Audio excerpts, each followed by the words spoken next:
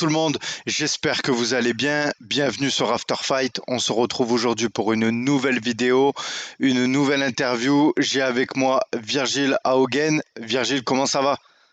Ça va super, la forme, bien rentré du combat, bien reposé et ça va reprendre l'entraînement, hein. Super, d'ailleurs, il me semble que tu donnes des cours là actuellement?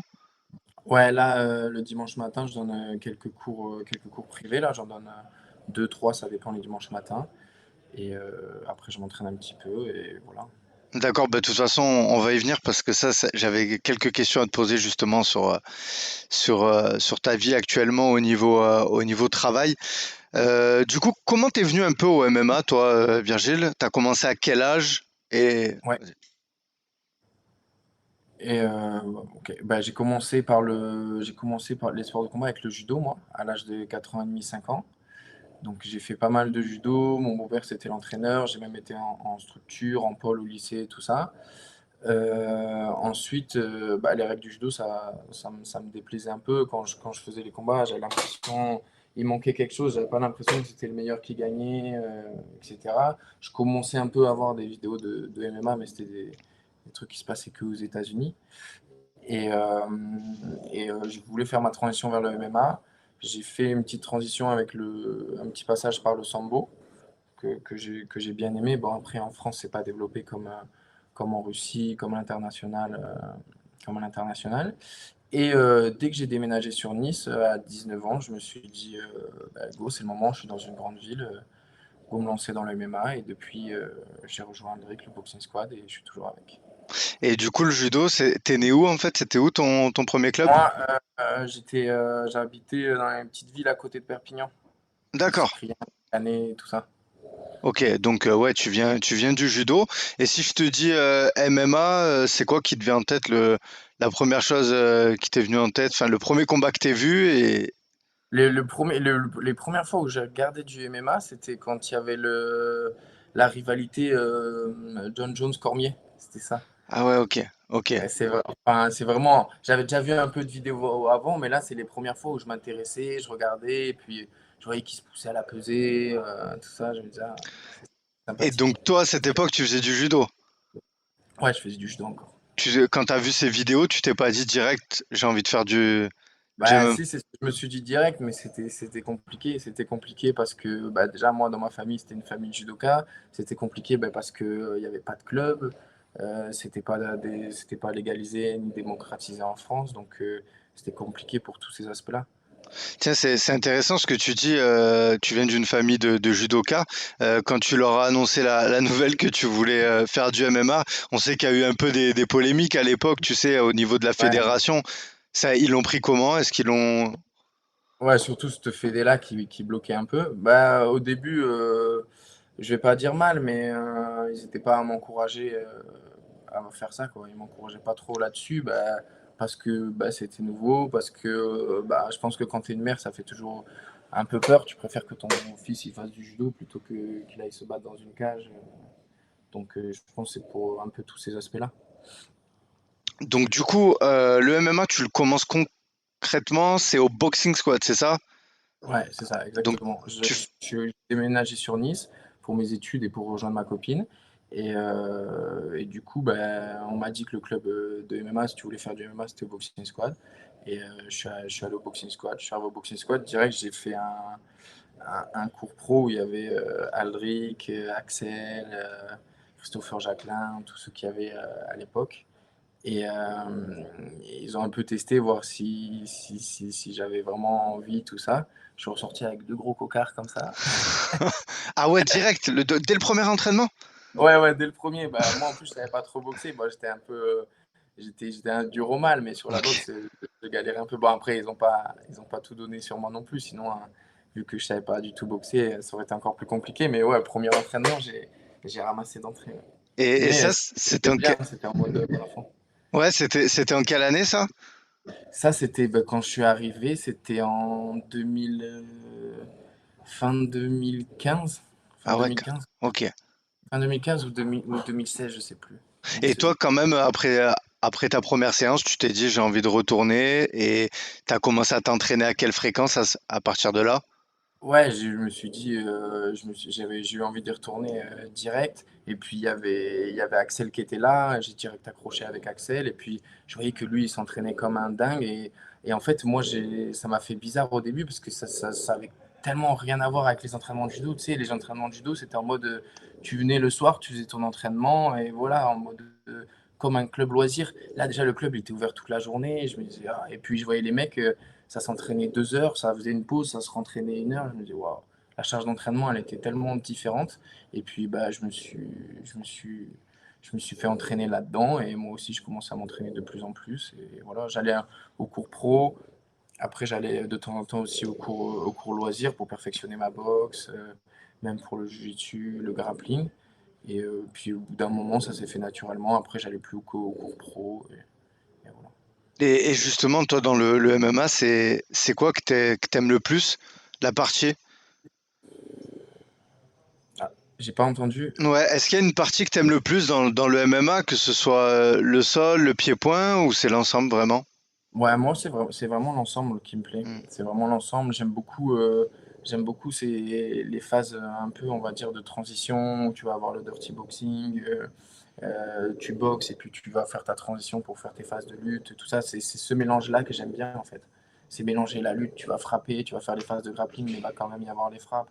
C'est vraiment le MMA à proprement parler qui me plaît. Et j'imagine que quand t'as dit que t'avais fait du judo, on a essayé de justement de mixer un peu et d'utiliser ce passé de judoka pour l'intégrer un peu en MMA. On voit certains balayages, tout ça. Ah, mais ça sert énormément. Déjà, au-delà de ça, de faire un sport de préhension depuis que tu es petit, au niveau des sensations, dès que je suis au contact de quelqu'un, j'ai les sensations. Je pense que c'est plus dur d'avoir les sensations sur des sports de préhension que d'apprendre les sports de percussion, la boxe, tout ça. Ça va être plus facile. Pour certains trucs. Et du coup, ouais, j'ai beaucoup adapté mon judo. Au début, c'est pas évident. Quand tu vas tourner le dos, tu vas faire des seoi ou quoi, c'est en MMA, c'est naze. Tu te loupes, tu donnes le dos, c'est compliqué, quoi. Du coup, j'ai tout adapté. À chaque fois que je vais faire mes hanchés ou quoi, je vais garder le underhook ou même un overhook. Tu vois, j'ai toujours une main. Jamais je vais tourner le dos pour faire mes techniques. Et après, je me sers pas mal, comme tu dis, de tout ce qui est balayage, les crochetages sur les phases de cache contrôle. Non, non, le judo, très, très utile, mais il faut l'adapter. C'est vachement intéressant parce que tu es jeune et je pense que dans les années à venir, les générations prochaines, elles auront pas ce bagage, tu vois, en judo, ils vont commencer direct par le MMA parce que c'est, tu vois ce que je veux dire? Mais ils seront encore plus dangereux, hein, eux. Ils vont commencer par le MMA et les prochaines générations, là, je pense que ça va être quelque chose, hein. Et du coup, tu as fait un parcours amateur. Ça, Ouais, c'était une volonté de ton coach. C'est toi, c'est ouais, aussi. ouais, je pense que c'est Aldric, il était un peu en avance sur ça. Il voulait qu'on fasse quand même Ah, le clairement. parcours amateur. Et puis il y avait Axel aussi qui était à fond dedans, qui s'est mis à fond dedans. Du coup, je l'ai un peu suivi. J'ai fait beaucoup moins de combats à l'IMAF que lui. Et déjà, j'ai commencé un peu plus tard les combats amateurs. Et j'en ai fait moins que lui. J'en ai fait à l'IMAF, du coup. Et j'en ai fait après en France, du karaté mix. Je suis même allé faire du karaté contact, tu sais, pour avoir les phases où je devais juste boxer, où je pouvais pas lutter. Et donc voilà. Justement, je regardais sur Tapologie, il y en a que deux de combats de référencés Ouais, au niveau et c'est deux défaites. ouais, ouais, ouais. Justement, je voulais te poser la question, ces deux défaites-là, comment tu te sens à la suite de ça? Et est-ce que ça te donne quand même envie d'aller en pro et d'essayer de faire une carrière? Là, c'est magnifique ce que tu accomplis derrière, tu vois, mais à ce moment-là, comment Ouais, t'es mentalement, tu vois? Et qu'est-ce qui te dit tes bah, coachs? mal. Bah, j'étais très mal. La toute première, vraiment, je venais un peu de commencer le MMA. C'était la première fois que je sortais sur une compétition. Et après, tu sais, je prends une clé de bras, tu vois, et je slam le mec comme une brute deux, trois fois d'affilée. Et pas de chance, il arrive à résister, tu vois. Il me pète le coude, ça me fait un arrachement osseux. Du coup, l'arbitre, il arrête. Du coup, bah, dégoûté. Et puis, enfin, je pense que quand tu es compétiteur, la défaite, c'est toujours très dur. Et l'autre fois, je prends un Ukrainien de 35 ans. Bah, en plus, dis-toi, je combattais en 93, alors que j'étais plus léger que maintenant. Et maintenant, je combats à 84. Et je prends un Ukrainien qui était énorme physiquement. Vraiment, il était énorme physiquement. Et petit bagage de judo aussi. Et debout, j'arrive à le down à un moment. Et après, il me bloquait. Tu sais, c'est des rounds de 3 minutes. Et il n'y a pas les coups de tout ça. Et bloqué au sol. Et les bagages techniques que j'ai actuellement pour sortir. Et, euh, et comme en plus il était lourd, il était physique, et ben, il m'a pourri le match et 3 rounds bloqués.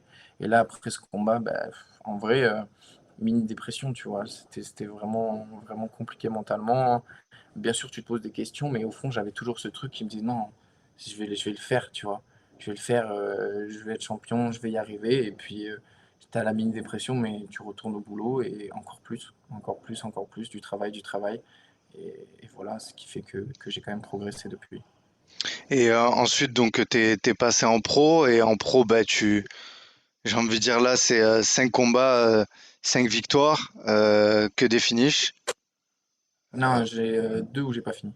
Il y en a deux où il y a... D'accord, ok. Ouais. Je, Euh, je perds aucun round et tout, mais j'ai pas fini. ouais, et c'est à l'arrêt, ouais, justement, la décision face à Mamadou Soukouna. Ouais. J'allais justement te demander, ce bilan d'invaincu là, c'est important pour toi? T'as une pression vis-à-vis de ça ou? Bah, ouais, ouais, je pense que c'est important parce que bah, tu sais, une défaite en professionnel, c'est pas un pas en arrière, c'est plusieurs pas en arrière au niveau de la carrière.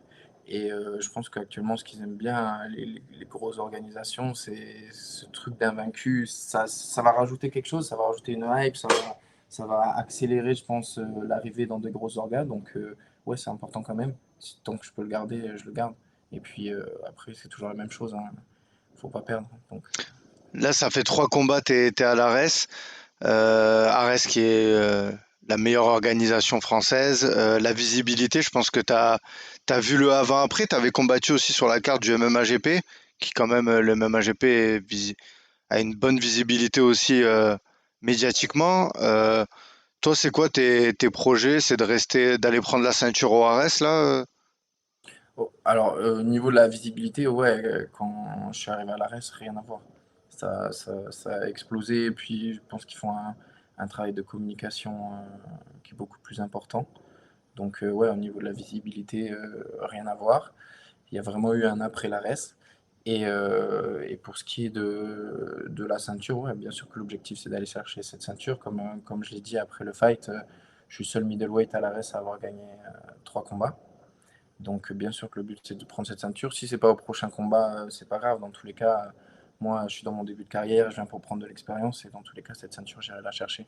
Donc si c'est pas au prochain combat, ce sera celui d'après. Et si c'est au prochain, tant mieux. Voilà. T'as un adversaire en tête? Est-ce qu'il y a un combattant que t'aimerais affronter? Non, pas forcément sur le circuit de l'ARES. Franchement, moi, Aldric il choisit, je lui fais confiance pour ça et moi dans tous les cas je dirai jamais non. C'est Toi, c'est c'est t'es en catégorie des poids moyens, tu peux pas ouais. descendre en dessous, hein? Ah, je comprends pourquoi la question, mais non non 77 non. Il faudrait qu'il vienne au-dessus. D'accord, ok, parce que franchement, ça, il y aurait des beaux combats à faire dans cette KT.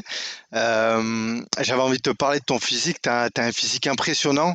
Ça, c'est quelque chose que tu as travaillé. Tu as un préparateur physique. C'est dans tes Ouais. gènes. Comment ça se passe? C'est quoi le Ouais. secret? Bah, c'est un mélange de plusieurs trucs, tu vois. C'est que bah, j'ai fait des sports depuis petit. J'ai tout fait du sport. Et tu sais, le judo, c'est un sport où quand même tu développes un physique assez important. Tu es tout le temps en train dans le rapport de force. Et moi, en plus, j'avais un judo un peu dur. Donc, bah, j'ai toujours eu un peu ce physique. Et après, en grandissant, je me suis épaissi. Et j'ai une très bonne génétique, tu vois, dans ma famille. Dans ma famille, on est tous comme ça. Ma petite sœur, pareil. C'est la plus petite, là, c'est une machine. Elle a fait championne de France cadette. Donc on a tous une bonne génétique. Et après, au niveau des préparateurs physiques, moi j'ai fait STAPS, donc je m'y connais un petit peu. Pour l'instant, j'ai pas quelqu'un qui me suit pour la prépa physique spécifiquement. Je le fais un peu de mon côté et je fais avec beaucoup de trucs avec le poids du corps, tu vois. Je mets pas Ok. trop de charge parce que moi j'ai tendance à prendre beaucoup de muscles. Et sur les sports à catégorie de poids comme le MMA, faut pas que je monte trop. Donc tout ce qui est avec des poids, en général, j'évite un peu. En plus, j'ai des petites douleurs au genou. Donc ça, je fais pas trop. Mais sinon, c'est poids de corps de temps en temps. Après, c'est plus beaucoup de MMA, tu sais, les phases de lutte, ça entretient mon physique. Et puis, naturellement, je suis quand même épais, volumineux. Donc, dès que je vais pousser un petit peu, j'explose et là, ça va pas. Déjà que là, en ce moment, je commence à monter trop. Là, avant le combat contre Mantas, j'avais fait quand même une montée à 101 en commençant à faire attention. Donc, après, Ah avec ouais, chaque combat, je prends de plus en plus de poids. Là, tu vois, j'ai pas mangé comme j'ai mangé après le combat contre Sukuna, tu vois, parce que j'ai pas envie de faire une aussi grosse remontée et de partir d'au-dessus de 100 kilos. Ça bon. commence à faire beaucoup. Après, ça me choque pas quand on voit certains middleweight à l'UFC, dont, Ouais, tu vois, Alex Pereira, les mecs, ils font 110 kilos, quoi, tu vois, c'est des... ouais, non, mais c'est énorme. Mais bon, après, le problème, c'est que c'est du boulot pour Bien perdre sûr, ça. bien sûr, Et, bien sûr. je pense que j'ai pas encore leur expérience aussi à ce niveau-là, que tu le veuilles ou non. Et à chaque fois, tu apprends à connaître ton corps sur les pertes de poids et tu apprends des nouvelles choses tout le temps. Donc là, comparé à la dernière perte de poids, j'ai cuté un peu plus. Peut-être que la prochaine fois, encore un petit peu plus. Mais j'essaie de faire ça progressivement pour pas avoir justement de mauvaises surprises, que j'ai les jambes coupées ou quoi le jour du combat. On sait jamais. Et forcément, je pose cette question à chaque interview. L'UFC, c'est un objectif à long terme. Et il me semble que dans un des podcasts de Aldric, il a dit que ça serait un échec si Virgil et Axel ils allaient pas à l'UFC. Je sais pas si tu l'as entendu. Est-ce que Ouais, ces choses-là, ça te fout un peu la pression quand même et ou ça te motive et t'as envie de le rendre ouais, fier? ouais, c'est plus ça motive et j'ai envie de le rendre fier. Après, la pression, tu sais, si tu regardes tout le temps les attentes qu'ont les gens, ou que tu regardes ta famille, que tu veux pas décevoir, ben, tu as tout le temps l'impression et tu es tout le temps mal. Donc, j'essaie de, j'y pense de temps en temps, mais quand j'ai mes fights, tout ça, je fais abstraction un peu de tout ça. Et pour moi, c'est plus du positif et plus, comme tu dis, l'envie de le rendre fier et de justement lui prouver qu'il a raison. Super. Et ben justement, on a parlé de lui. Il y a Aldric Cassata, donc le fondateur du Boxing Squad, Manon Fiorot, Dimitri Solimès que j'ai reçu dans le podcast, Axel Sola. Ça, j'imagine que ça fait du bien de s'entraîner avec tous ces combattants au quotidien. À partir du moment où ah ouais, OK. Ouais, c'est bon, j'ai tout entendu. Ouais, ouais, bah oui, carrément. On est une super équipe et puis on se connaît tous depuis longtemps quand même. Dimitri, bah, je le connais depuis que je suis arrivé. Axel, pareil. Manon, pareil. Bah, Alric, pareil. Du coup, ouais, il y a une bonne synergie dans l'équipe. C'est super. On se tire tous un peu vers le haut avec Manon devant. Ouais, puis vous représentez le MMA à Nice, dans le sud aussi, j'ai envie de dire. Bon, à Marseille, Ouais, il y a un peu le Marseille Fight Club, tu vois, mais ouais, il y du a un gros côté de club à Nice, non, ça fait plaisir, franchement, ça promet. Du coup, tu peux nous expliquer un peu comment ça se passe, toi, une journée type? Tu te lèves, tu vas donner des cours. Il me semble, j'ai vu passer une interview où tu disais que tu étais vigile avant. Ouais, avant, je faisais de la sécu. Ok. J'en Magasin, faisais. boîte de nuit? Non, boîte de nuit. Boîte de Ok. nuit, bar, casino. J'en faisais un peu à l'année et souvent c'était sur les saisons où je travaillais beaucoup. Sur les saisons d'été, tu sais, ici c'est un peu estival, donc les saisons il y a plus de boulot. Donc je travaillais un peu l'été, j'essayais de faire des lunchs comme ça, je finissais à 2 3 heures plutôt que les boîtes de nuit, je pouvais m'entraîner le lendemain. Ça, j'ai arrêté, j'ai complètement arrêté grâce aux cours que je donne à côté, aux cours privés, aux petits cours collectifs de MMA de temps en temps. Et du coup, une journée type, ça va être, je vais me lever. Moi, je déjeune pas le matin, je mange pas, je m'entraîne à jeun. Donc, on a l'entraînement des pros à 10 heures, 10 heures midi. Je fais l'entraînement des pros. Et après, je rentre, je mange un petit peu, pas beaucoup. Je fais petite sieste et après, si j'ai le temps. Après, je donne quelques cours et je m'entraîne ou inversement, ça dépend de mes horaires, c'est moi qui adapte les horaires. Soit je m'entraîne, soit je donne des cours, soit je donne des cours et je m'entraîne.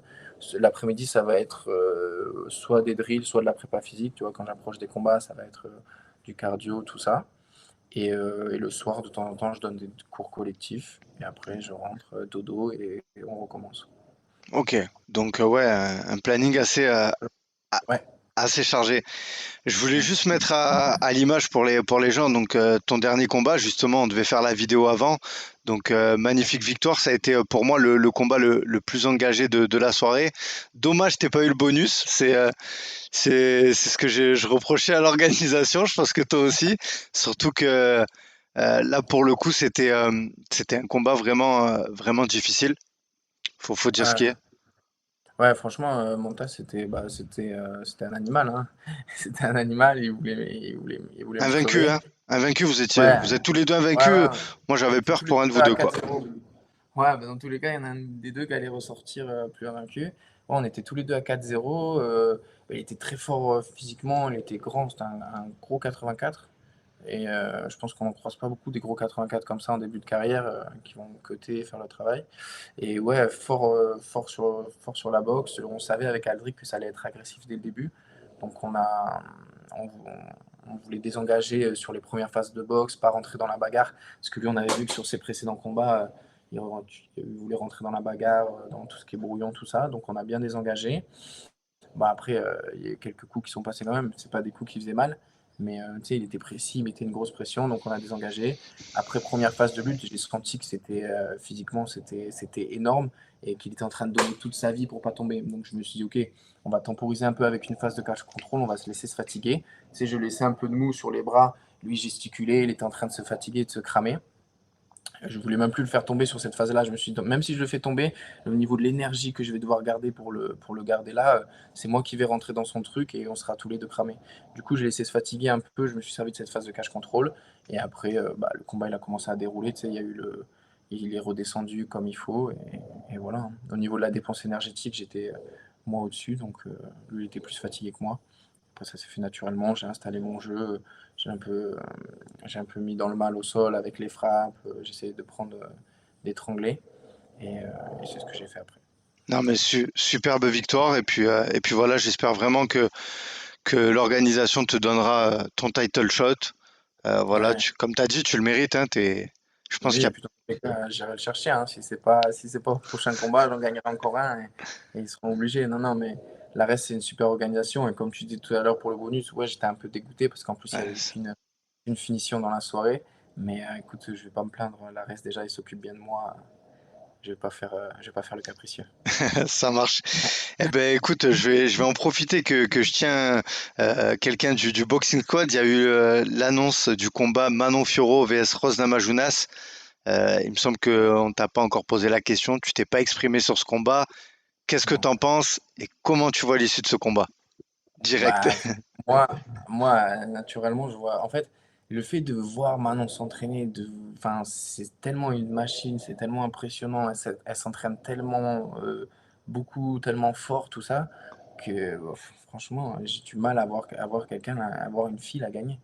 Ouais, avec le volume d'entraînement qu'elle met, fait, comment ça cogne à l'entraînement, parce que moi je la vois souvent s'entraîner avant nous, c'est vraiment fort, c'est très fort. Et puis c'est fort en lutte, c'est fort en boxe, c'est fort au sol, c'est fort partout. Donc, et puis en plus, on sait que Rose, elle monte de KT. Je pense que physiquement, ça va être compliqué pour elle. Donc, ouais, je vois Manon s'occuper de Rose bien comme il faut. Ouais. Et Axel aussi, la suite pour lui?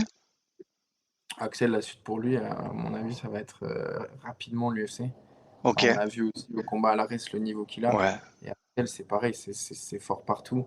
Sur la boxe, il y a un timing de fou. Il arrive à amener le mec là où il veut. En plus, maintenant qu'il est en 70, c'est en gros 70. Le mec, il fait des remontées quand même assez grosses. Donc, non, Axel, c'est très fort. Et la suite, à mon avis, c'est le plus haut niveau. Ouais, la suite est prometteuse. Ouais, Moi, c'est tout ce que je vous souhaite en tout cas. Et toi, tu fais les coins un peu? Tu vas dans les coins des combattants? Je te pose cette question. Est-ce que tu seras dans le... Euh, bah, les gars amateurs que j'ai un petit peu, ouais. Et sinon, pour Axel, à chaque fois. Axel et moi, on est tous les deux dans le coin de l'autre à chaque fois. Là, du coup, vu qu'on a combattu en même temps, c'était la première fois qu'il n'était pas dans mon coin. Et sinon, j'ai toujours Axel et moi, je vais toujours dans son coin. Et sinon, non, quand Francky là, a combattu à l'arrêt, j'étais dans son coin. Mais sinon, pas tant que ça, ouais. Super. Ben écoute, c'était un plaisir d'échanger avec toi. J'avais une petite dernière question avant de passer au five. Il me semble ton surnom, c'est Tarzan, c'est ça? Ouais, il y en a qui m'appellent Tarzan, ouais. C'est pourquoi ça vient d'où? J'aime bien toujours demander ça. Ouais, parce que en fait, quand je m'entraîne souvent, au bout d'un moment, mes cheveux ils se détachent et ça fait un peu sauvage, ça fait Tarzan. En plus, j'ai un corps un peu De à la gorille? Tarzan. Ah ouais, voilà. Et donc, du coup, souvent, Tarzan. Ouais. Et quand j'étais petit, en plus, ma mère, elle me disait à chaque fois: «Ouais, tu veux faire quoi comme métier?» Et moi, je dis: je vais faire comme Tarzan, je vais mettre un slip et aller dans la forêt, tout ça». Je dis tout le temps ça, donc Ah ouais, t'es voilà. chaud, Et en t'es plus, je chaud. regardais tout le temps des dessins animés, donc ouais. Bon, quand j'étais tout petit, je disais ça. Donc c'est rigolo que les gens disent ça, tu vois? Super. Virgile, comme se veut la tradition chez After Fight, il y a le five, c'est un petit quiz avec deux choix de réponse possibles. Est-ce que t'es prêt? Allez, c'est parti. KO ou soumission? KO. Entraînement ou fight? Fight. Cardio ou musculation? Cardio. Robert Whittaker ou Adesanya? Adesanya. Et ton repas préféré quand t'es pas en diète? Raclette. Grosse raclette. Ah ouais, grosse. En plein été même, en ce moment il fait chaud un peu pour la raclette. Ouais, non, l'été, non, mais ouais, sinon raclette. Raclette. Allez, super. Bah écoute, Virgile, c'était un plaisir d'échanger avec toi. Je te Plaisir souhaite le partagé. meilleur pour la suite de ta carrière. Merci d'être venu sur le podcast. J'espère que les auditeurs apprécieront notre échange. Et puis, je te laisse le mot de la fin si tu veux clôturer le podcast pour remercier tes sponsors, tes Ouais, partenaires. merci déjà à tous ceux qui me suivent, qui m'encouragent, qui donnent de la force. Merci à mes partenaires d'entraînement, Aldric qui fait un gros boulot avec nous, et merci à toi pour l'interview et aussi le boulot que tu fais pour le MMA français. Voilà.